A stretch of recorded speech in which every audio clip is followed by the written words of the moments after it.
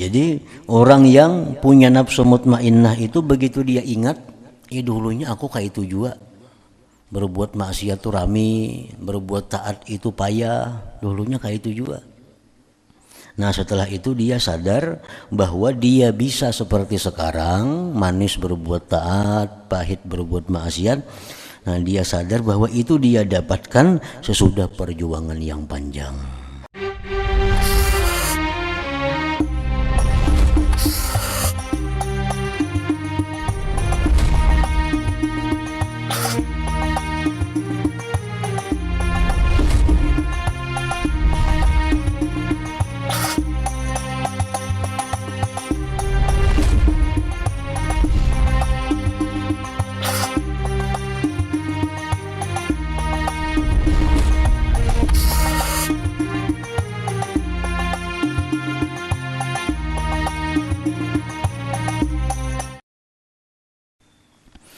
Bismillahirrahmanirrahim. Alhamdulillahirabbil alamin.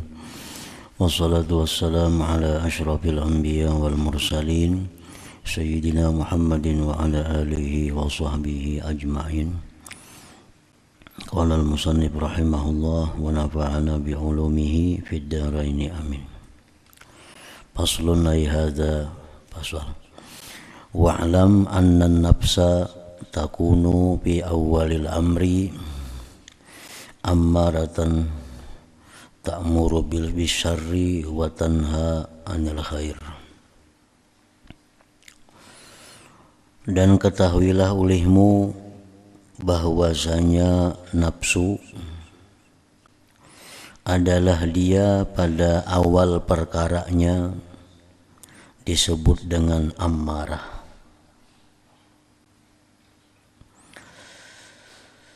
Nafsu yang dibawa lahir oleh manusia ke dalam dunia ini adalah nafsu ammarah. Nafsu ammarah itu ta'muru bisyarr, menyuruh dengan kejahatan, wa tanha 'anil khair, dan dia mencegah daripada kebaikan.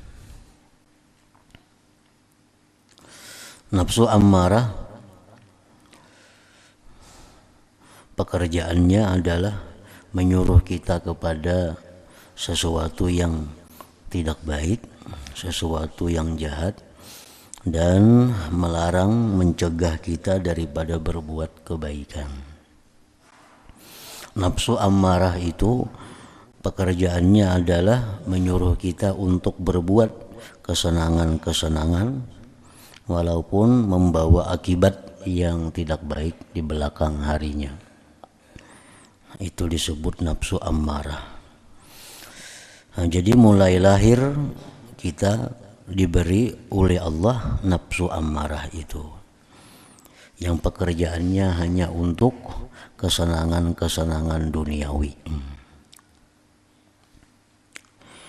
Fa in jahadaha, maka jika berjuang atau melawan akan nafsu ammarah itu oleh manusia,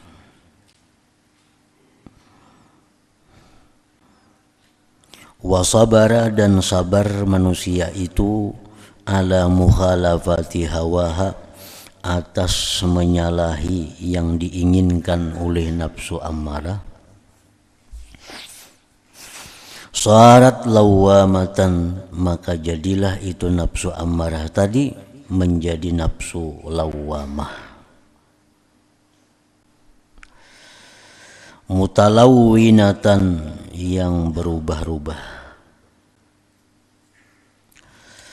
Laha, bagi itu nafsu lawamah, wajhun, satu jalan, ilal mutmainnah, kepada nafsu mutmainnah, wa wajhun ilal ammarah, dan satu jalan kepada nafsu ammarah. Fahiya marratan hakaza wa marratan hakaza. Nafsu lawamah itu kadang-kadang seperti ini, kadang-kadang seperti ini. Artinya kadang-kadang tunduk kepada kebaikan, tunduk kepada yang diperintah Allah, dan kadang-kadang dia melanggar apa yang dilarang Allah. Fa in rafaqa biha wasara biha yakuduha bi azimmatir ragbati fi ma indallah, maka jika seseorang itu lembut dengan itu nafsu lawamah dan berjalan dia dengan nafsu lawamah itu, dia halau nafsu lawamah itu dengan kendali kegemaran pada sesuatu yang ada di sisi Allah, sarat mutmainnatan, maka jadilah nafsu lawamah tadi nafsu mutmainnah. Nah, jadi manusia yang tidak menjalani jalan menuju Allah itu mereka mempunyai nafsu yang dikuasai oleh amarah. Nah, kemudian manusia yang suluk, yang menuntut ilmu, manusia yang ingin menjadi kekasih Allah, dalam perjalanannya itu nafsunya adalah lawamah. Kadang-kadang bagus, kadang-kadang. Nah, manusia yang sudah sampai kepada ma'rifatullah, maka nafsunya itu adalah nafsu mutmainnah. Nafsu mutmainnah itu ta'muru bil khair, dia menyuruh dengan kebaikan, wa tastalizzuhu, dan merasakan lezat dengan kebaikan, wa ta'nasu bih, dan dia jinak dengan kebaikan, wa tanha anisyar, dan dia nafsu mutmainnah itu mencegah dari kejahatan, wa tanfiru anhu, dan lari itu nafsu mutmainnah daripada kejahatan, wa tafirru minhu, lari daripadanya. Jadi orang yang nafsu ammarah, orang yang nafsunya amarah itu orang yang selalu berpedoman, berpegangan kepada manusia, kepada makhluk. Segala apa yang diperbuatnya, yang dipandangnya adalah makhluk. Mun aku berbuat ini kayak apa kelihatan orang, mun aku berbuat macam ini apa genajar orang. Nah, itu bagian daripada orang yang mempunyai nafsu amarah. Segala perbuatannya itu yang dipandangnya adalah pandangan makhluk. Mun aku berbuat ka ini padahal orang kena baik. Mun aku berbuat nangka ini padahal orang kada baik. Nah, selalu orang, selalu manusia. Nah, bila demikian halnya dalam diri kita, maka nafsu yang ada pada diri itu nafsu ammarah ngarannya. Nah, apabila orang ini mau memperbaikinya, mau melawannya, sehingga dia kadang-kadang menang, kadang-kadang kalah, nah maka nafsunya itu namanya nafsu lawamah. Nafsu lawamah ini antara lain tandanya adalah orang tersebut kadang-kadang dia berbuat sesuatu yang ditujunya adalah pandangan Allah, kadang-kadang yang ditujunya pandangan manusia. Sewaktu-waktu dia berbuat Allah yang ditujunya, sewaktu-waktu dia berbuat makhluk yang ditujunya. Nah, kadang-kadang turun, kadang-kadang naik. Itu nafsu lawamah. Nafsu lawamah, nafsu orang yang sedang dalam perjalanan menuju ma'rifatullah. Nafsu lawamah ini nafsu orang yang sedang dalam proses untuk menuju mutmainnah. Adapun orang yang sudah nafsunya mutmainnah, maka orang yang sudah nafsunya mutmainnah ini adalah orang yang antara lain tujuannya itu adalah hanya Allah. Kalau aku melakukan ini, apa bujur atau kada di sisi Allah. Mun aku ucapkan ini, apakah Tuhan ketuju atau kada. Amun aku berpakaian ini, Tuhan apakah tuju apa kada. Mun aku membikin ini Tuhan apakah tuju atau kada. Nah selalu Allah yang jadi pedomannya, selalu Allah yang jadi pegangan dan tujuannya. Itu sudah mutmainnah ngarannya. Apapun yang ingin dilakukannya, apapun yang ingin dikehendakinya, pertama yang ditujunya dahulu Allah. Kayak apa tanggapan Allah mun aku berkata demikian? Kayak apa tanggapan Allah mun aku berbuat demikian?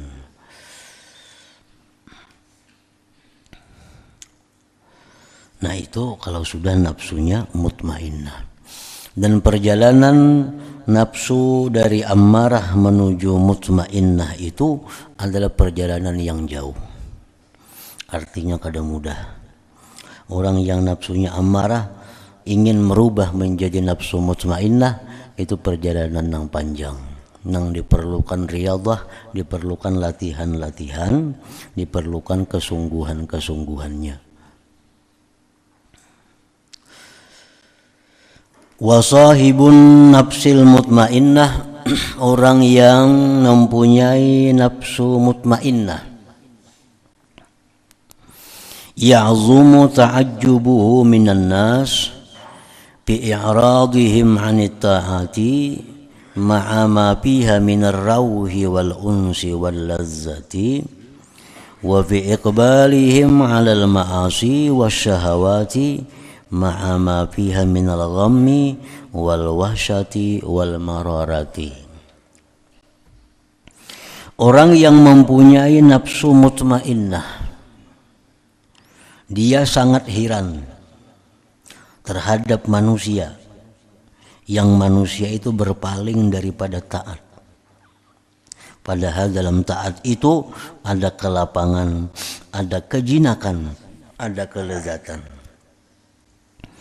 Dan orang yang punya nafsu mutmainnah itu dia sangat heran, besar takjubnya pada berhadapnya manusia atas maksiat, meluluskan syahwat. Padahal pada maksiat, pada meluluskan syahwat itu daripada duka cita, keliaran dan pahit.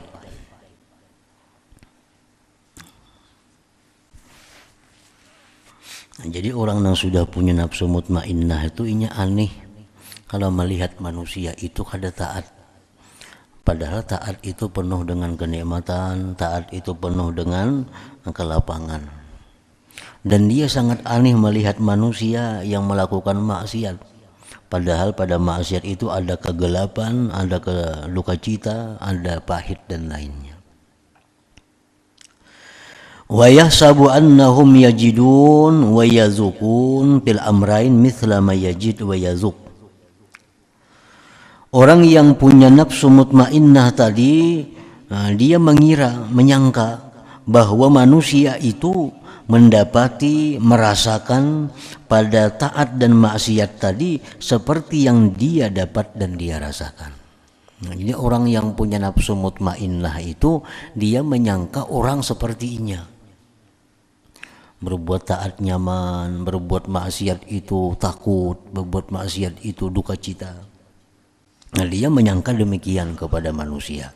Nah, oleh karena itu dia merasa aneh kalau ada orang itu kada taat kepada Allah. Dia merasa aneh kalau orang itu maksiat kepada Allah, karena ia menyangka orang seperti dirinya. Wa yazkuru ma kana yajidu min qablu fi tanawuli syahawati minal lazzat wa fi fi'li ta'at minal mararat faya'lamu annahu lam yasil ila ma huwa fih illa bimujahadatin tawilah wa inayatin minallah azimah. Dan ingat, orang yang punya nafsu mutmainnah tadi, sesuatu yang dahulu dia rasakan dari sebelumnya pada mencapai syahwat dari kelezatan, berbuat taat daripada yang kepahitan, maka dia sadar, dia tahu bahwa dia tidak sampai kepada keadaan yang adalah dia pada keadaan itu, melainkan dengan perjuangan yang panjang dan pertolongan yang besar dari Allah Subhanahu wa ta'ala. Nah, jadi orang yang punya nafsu mutmainnah itu begitu dia ingat, dulunya aku kayak itu juga. Berbuat maksiat itu rame, berbuat taat itu payah, dulunya kayak itu juga. Nah setelah itu dia sadar bahwa dia bisa seperti sekarang, manis berbuat taat, pahit berbuat maksiat. Nah dia sadar bahwa itu dia dapatkan sesudah perjuangan yang panjang, sesudah pertolongan yang besar dari Allah Subhanahu wa ta'ala.